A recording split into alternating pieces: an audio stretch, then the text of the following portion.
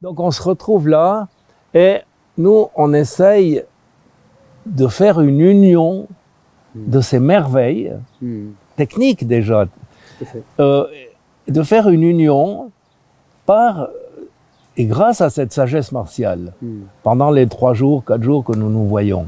On est d'accord. Donc cette sagesse martiale qui est pratiquée durant ces 3 jours est une approche initiatique. Oui. Est une approche initiatique qui est basée pas sur quelque chose d'imaginaire, mais sur la démarche initiatique zen ou shingon, donc essentiellement mahayaniste, bouddhiste, et qui se base sur cette démarche qu'on appelle les 3 mystères ou les 3 guas, qui veut que pour l'acquisition d'une connaissance nouvelle, il faut qu'il y ait le geste, c'est-à-dire le corps, il faut qu'il y ait le rythme, c'est-à-dire le chant, et en l'occurrence ça s'appelle le mantra, et il faut qu'il y ait finalement une compréhension méditative que nous appelons l'imagination active. Donc quand vous faites un kata, je vais dire ce que c'est qu'un kata, il faudrait toujours avoir ces trois paramètres qui finalement correspondent au corps, à l'âme pour le rythme et à l'esprit. On est d'accord. Donc les katas, pourquoi les katas? Maître Funakoshi a dit ceci, c'est que toute forme vient du vide et toute forme retourne au vide.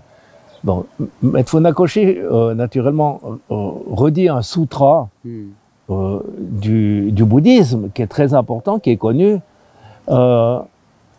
Mais pourquoi il le dit en première page ou deuxième page de son livre? Donc, il ne va pas nous dire ça pour nous apprendre à fracasser quelqu'un dans la rue.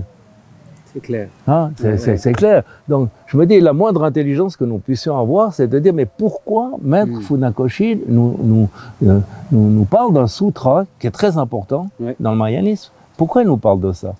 Voilà. Donc, toute forme revient au vide, naturellement. Chacun a entendu parler de la fameuse vacuité.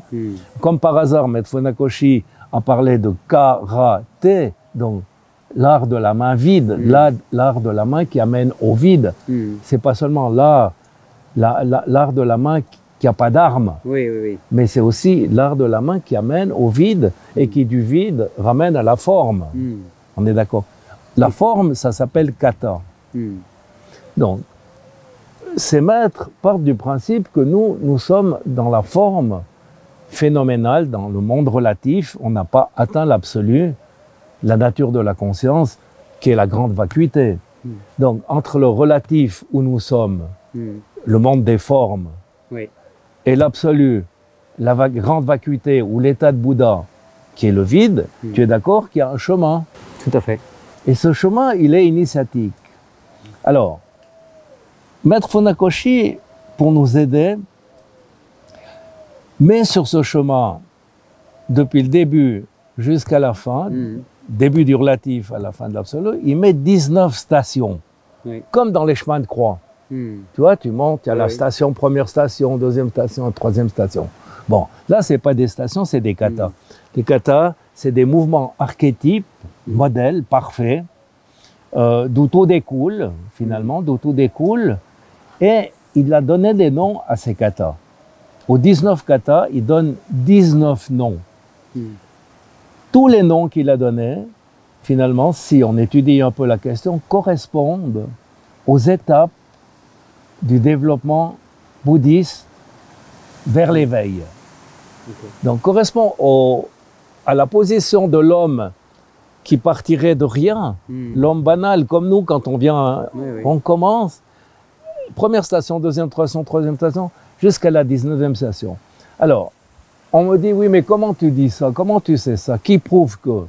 Mais l'évidence, la première station s'appelle Heian. Les 5 premiers katas. C'est les 5 premiers katas. Donc, Heian, ça veut dire clarifier, purifier, nettoyer. Donc, ce nettoyage c'est la voie purificative qu'on trouve dans toutes les traditions.